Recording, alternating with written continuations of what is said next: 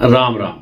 सरस्वती ज्योतिष विज्ञान के इस मंच पर मैं पंडित अरविंद तिवारी आप सभी का हार्दिक स्वागत करता हूं।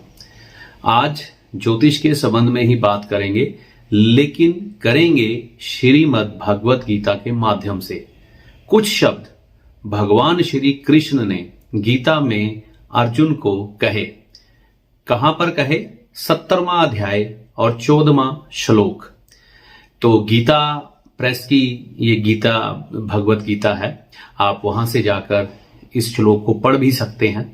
तो ये मुझे अवसर मिला भगवान का ज्ञान जानने के लिए, तो मैं आपके सामने पहले ये प्रस्तुत कर रहा हूं कि भगवान श्री कृष्ण ने अपने श्रीमुख से क्या शब्द कहे। तो आइए सबसे पहले वह श्लोक सुनते हैं जो संस्कृत में भगवान श्री कृष्ण ने अर्जुन को कहे। देव द्विज गुरु प्रज्ञ पूजनम शौच मर्जवम ब्रह्मचार्य मम हिंसा च शरीरम तप उच्चयते। तो ये शब्द या श्लोक भगवान श्री कृष्ण ने कहे अर्जुन से। अब इसका अर्थ क्या है वो भी मैं आपके सामने रखने जा रहा हूं। हे अर्जुन, देवता, ब्राह्मण, गुरु की संज्ञा में माता पिता भी आ जाते हैं, और ज्ञानी जनों का पूजन व पवित्रता, सरलता, ब्रह्मचार्य और अहिंसा ये शरीर संबंधी तप कहा जाता है। तो इन श्लोक में भगवान श्री कृष्ण ने ज्योतिष का ही तो जिक्र किया है। अगर आप एक दृष्टिकोण से देखें तो ये सभी जो श्लोक भगवान श्री कृष्ण अर्जुन को निर्देश दे रहे हैं, वो सारा निर्देश बृहस्पति ग्रह से संबंधित है। अगर हम ध्यान से देखें वह कैसे? देवता मतलब आपका कोई भी वह देवता जिसकी आप पूजा करते हैं। देवता बृहस्पति ग्रह के ही तो अधीन आते हैं, क्योंकि बृहस्पति देव ने भी हमें जीवन दिया और देवता हमारी जरूरतों को पूरा करते हैं। ब्राह्मण भगवान का वह चौकीदार है जो आपकी फरियाद को वहां तक पहुंचाता है। ये ब्राह्मण सनातनी नहीं ले लेना, हर किसी धर्म स्थान पर बैठा हुआ जो द्वारपाल है, यानी कि जो भगवान के और आपके माध्यम में बीच में खड़ा है, आपकी फरियाद वहां तक पहुंचाता है, वह ब्राह्मण की श्रेणी में ही आ जाता है। जैसे कि इस्लाम में मौलवी कहें, क्रिश्चियनिटी में फादर कहें, और सिख धर्म में ज्ञानी जी कहें, और हिंदू धर्म में हम ब्राह्मण कहें। लेकिन आचार और व्यवहार ये सबसे श्रेष्ठ है। जो अपना आचार व्यवहार श्रेष्ठ रखेगा वही ब्राह्मण कहलाएगा। ठीक है जी। उसके बाद गुरु हमें सबसे पहले हमें अपने घर में मिलते हैं। माता पिता जो हमें शब्द बोलना सिखाते हैं, हमें आचरण करना सिखाते हैं, हमें अनुशासन में रखते हैं, हमारी जरूरतें पूरी करते हैं, हमारे हर एक दुख दर्द में हमारे साझीदार होते हैं और हमेशा हमें नेक रास्ते पर चलने की प्रेरणा देते हैं, वो गुरु की श्रेणी में आ जाते हैं। उसके बाद अध्यापक, हमारे दादा, हमारे परदादा, जो भी कहिए, जो हमें ज्ञान की सच्ची बात बता दे वह गुरु ही है। उसके बाद ज्ञानी जनों को जो ज्ञान रखते हैं, अच्छे और बुरे की समझ रखते हैं और आपको सही समय पर सही गाइड कर देते हैं। कोई संचय आपके मन में उठता है, आप कोई ऐसा मित्र, रिश्तेदार या कोई आपका सज्जन हो सकता है जिससे उस विषय पर बात करते हैं और आपको वो सही राह दिखा जाता है, यानी कि वो ज्ञानी। अब जो गुरु है, गुरु तो बृहस्पति के अधीन आ गया, उससे पहले देवता बृहस्पति के अधीन आ गया, ब्राह्मण बृहस्पति के अधीन आ गया, गुरु बृहस्पति के अधीन आ गया, पिता सूर्य है लेकिन जब वो ज्ञान दे रहा है वो भी बृहस्पति के अधीन आ गया, चंद्र वह मां है लेकिन मां भी जब आपको ज्ञान दे रही है तो वो भी गुरु के अधीन आ गई। भगवान श्री कृष्ण कहते हैं कि इनका पूजन, यानी कि पूजन का मतलब ये नहीं है कि हम एक थाली लें, उसमें जोत जगाएं, पुष्प रखें और उनके ऊपर फेंकने शुरू कर दें। इनका हमेशा पूजन करना चाहिए। पूजन ये इनका सत्कार हो, इनका मान हो, इनका सम्मान हो, क्योंकि ये आपके जीवन में आपका जो पलंग है ना, जो ये पलंग पर बैठ के आप दुनिया में आए हैं, तो ये उनके चार पाए हैं।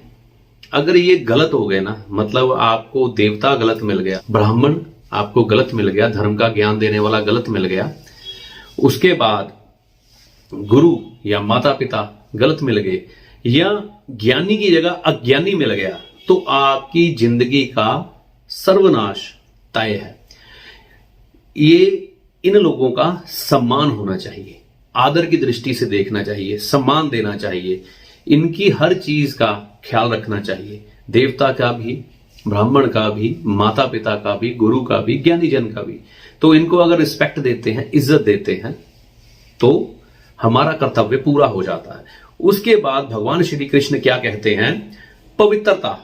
मंदिर तो जाएंगे लेकिन नहाकर नहीं जाएंगे। क्यों? ये पवित्रता है। हमारे तन पर रात के समय में कई तरह की नेगेटिव शक्तियों का प्रभाव आता है। हमारे कई बार जो हमने पिछला दिन बिताया होता है, जब हम सुबह उठते हैं, उस पर कई दुष्कर्मों का प्रभाव होता है। कई तरह की हमारी ऐसी कर्म हुए होते हैं जिनकी ऊर्जा हमारे शरीर पर लिप्त रहती है। मल मूत्र त्यागते हैं तो भी उसकी गंदगी कई बार हमारे शरीर में रहती है। हाँ, वो अलग बात है कि हमारा पेट कभी साफ नहीं हो पाता, कुछ ना कुछ गंदगी शरीर के अंदर रहती है, लेकिन इसका ये मतलब नहीं है कि जहां तक हमारी पहुंच हो, जहां तक हमारे हाथ जाते हो, हम उस शरीर को भी साफ ना करें। वैसे भी किसी के भी आगे पवित्रता यानी कि साफ सुथरा होकर जब हम जाते हैं, यानी कि जल अपने शरीर के ऊपर डालते हैं, ये चंद्र है। चंद्र आपको एकदम से शांत कर देता है। गर्मी लग रही होती है ना, शरीर शांत हो जाता है, साफ हो जाता है। तो मैल, गंदगी, कर्मों की गंदगी जो पिछले दिन को हमने बिताया है, कोई पाप कर्म ना हो गया हो, उसकी नेगेटिव ऊर्जा उससे निकल जाती है। तो पवित्रता का ख्याल विशेष रूप से करना चाहिए। जब भी आप देव पूजन करें, आप ब्राह्मण पूजन करें, आप माता पिता का पूजन करें, आप किसी ज्ञानी जन से मिलें, तो पवित्रता भी बृहस्पति के अधीन आ जाती है। उसके बाद नंबर आता है सरलता का। सरलता है क्या? सरलता को समझने के लिए आप में घमंड ना हो, आप में अहंकार ना हो, आप बच्चे के साथ बच्चा बन जाए, बुजुर्ग के साथ बुजुर्ग बन जाए। ट्रेन में कहीं जा रहे हैं, आपको कोई कहे कि भाई साहब उसके पास टिकट है लेकिन सीट नहीं है, वो कहे कि मुझे थोड़ी सी जगह दे दीजिए बैठने के लिए। हाँ, आज का समय कलयुग का है, मेरी बात विवादास्पद हो सकती है, लेकिन जहां तक संभव हो सके सरल किसी के साथ मदद कर दीजिए। आपकी हैसियत समाज में बहुत ऊंची है, लोग आपके रुतबे का सम्मान करते हैं, लेकिन हर किसी से इस तरह से मिलिए कि उसके साथ घुल मिल जाइए, उसको लगे ही ना कि ये मेरे से भिन्न है। फिर आपकी जो शोहरत, जो इज्जत बढ़ेगी, वह बृहस्पति कहलाती है। और आपके कई बार बुजुर्गों को 2-2, 3-3 पीढ़ियां याद करती हैं। वो क्यों याद करती है? उनकी सरलता के कारण, उनके दयावान स्वभाव के कारण, उनकी मदद करने की प्रवृत्ति के कारण ही याद किया जाता है। यानी कि इसको कहते हैं सरलता। सरल होना चाहिए, हर किसी के साथ सरल, जटिल नहीं कि हाँ भाई आपसे बंदा बात करने में ही डरे। ठीक है, तो ये सरलता भगवान श्री कृष्ण कहते हैं हमें अपनानी चाहिए। सरलता किसकी है? ब्रह्मदेव की। हमारे घर का बुजुर्ग कितना सरल होता है, हर किसी को ज्ञान देने के लिए तत्पर है, हर किसी की मदद करने के लिए तत्पर है, क्योंकि ज्ञान की कुंजी उसकी इतनी बढ़ चुकी है कि जीवन के हर अनुभव से वो गुजर चुका है, और वो चाहता है कि जो गलतियां मैंने की है ये शख्स ना करे। सरल, हर किसी की मदद करने के लिए तैयार। ब्रह्मचार्य क्या है? ब्रह्मचार्य अपनी शक्ति को सिजो कर रखना, अपने वीर्य का नाश नहीं होने देना, कामुकता में बहना नहीं, ब्रह्म का आचरण करना, ब्रह्म के गुणों को अपनाना। अब ब्रह्म जो है वो बेहद ही विवेकशील है, हर कार्य बहुत सोच समझ के करते हैं, जल्दबाजी नहीं दिखाते किसी भी काम में, और हर किसी को सही राह दिखाने की कोशिश और सही ढंग, जो सही तरीके हैं जीवन जीने के, उनको ही अपनाते हैं, उसको ब्रह्मचार्य कहते हैं। बाकी सबसे ज्यादा तपस्वी बनते हैं, यानी कि तप करते हैं, अपने शरीर का तप, अपने वेग को संभाल के रखना, वीर्य शक्ति को बलवान करना। ठीक है, जब वीर्य आपके अंदर बढ़ता है तो आपका तेज, आपका ओज, आपकी आवा शक्ति की सीमा भी बढ़ जाती है। ठीक है, ब्रह्मचर्य का पालन करना, हिंसा ना करना।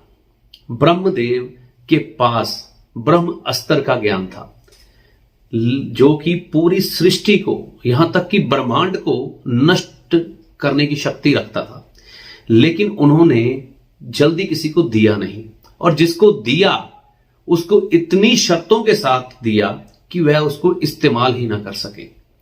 यानी कि खुद भी अपने आप को ऐसा करने से रोका और दूसरे को भी वचनबद्ध किया। तो यही एक मूल कारण है कि हिंसा जब होती है उसके बाद जो उसके परिणाम आते हैं, सिर्फ आंसुओं के अलावा कुछ नहीं रहता। तो यहां पर विवेक का प्रयोग करना बेहद जरूरी है। ब्रह्म अस्त्र का ज्ञान ब्रह्मा जी के पास था, लेकिन उसे नियमों में बांध कर रखा गया। आज परमाणु के हथियारों का ज्ञान सबके पास है, लेकिन विवेक किसी के पास नहीं है। थोड़ा सा क्रोध के वशीभूत हुए तो एक देश को नष्ट करने के लिए तत्पर रहते हैं। तो ये सभी चीजें शरीर के तप बताए हैं भगवान श्री कृष्ण ने। पहले देवता, ब्राह्मण, गुरु और ज्ञानी जनों का पूजन, इनका मान सम्मान, ये शरीर का तप माना गया है। आप तपस्वी कहलाएंगे अगर आप इन नियमों पे चलेंगे तो। पवित्रता, शरीर संबंधी, मन संबंधी, आत्मा संबंधी पवित्रता आप रखेंगे तो भी तपस्वी कहलाएंगे। सरलता, हर किसी के साथ सरल रहना। ब्रह्मचर्य का पालन, शरीर में ओज का और ब्रह्म देव के जो नियम हैं उनका पालन करना, ब्रह्मचर्य। हिंसा ना करना किसी तरह की भी, ना मन की, ना तन की, ना वाणी की। ये सभी शरीर संबंधी तप कहलाए गए हैं। यानी कि ये सभी चीजें बृहस्पति ग्रह की हैं। सीधे सीधे शब्दों में अगर आप इन चीजों को अपनाकर चलते हैं तो इसका साफ साफ मतलब है कि आपका बृहस्पति ग्रह बहुत मजबूत है और आप ब्रह्म बनने की तरफ तत्पर हैं। और जो ब्रह्म बन जाता है सारी सृष्टि उसी की होती है। फिर हमें राहु, केतु, शनि के दुष्प्रभावों से नहीं जूझना पड़ता। ये संसारिक लोगों के लिए चीजें हैं, लेकिन इन नियमों पे चलने के लिए, इसमें तपने के लिए, इनको भगवान कृष्ण ने तप क्यों कहा? क्योंकि इसमें तपना पड़ता है। हमारे शरीर को तपना पड़ता है, हमारे मन को तपना पड़ता है, हमारी आत्मा को तपना पड़ता है, हर एक क्षण जागरूक रहना पड़ता है। फिर उसके बाद एक आप तपस्वी कहलाते हैं। तपस्वी सिर्फ वो ही नहीं होते जो जंगल में बैठे हैं और तपस्या कर रहे हैं, ठीक है, और बड़ी बड़ी दाढ़ी निकल आई है, बड़ी बड़ी जटाएं निकल आई हैं और बाबा जी साधु महाराज कह के लोग उनको संबोधित कर रहे हैं। गृहस्थ में बैठा हुआ इंसान भी तपस्वी हो सकता है इन नियमों पर चलने के बाद। तो भगवान श्री कृष्ण ने गीता सार में अपना ज्ञान तो दिया ही दिया, साथ में वेदों का जो अंग है ज्योतिष, उसको भी एक गुपचुप और छुपे हुए ढंग से, भगवान की जो वाणी होती है ना, उसको कुरेदना पड़ता है। वो सीधी सीधी कुछ बात नहीं समझाती, तो जब उसके बीच में से हम मलाई निकालते हैं फिर उसका घी बनता है।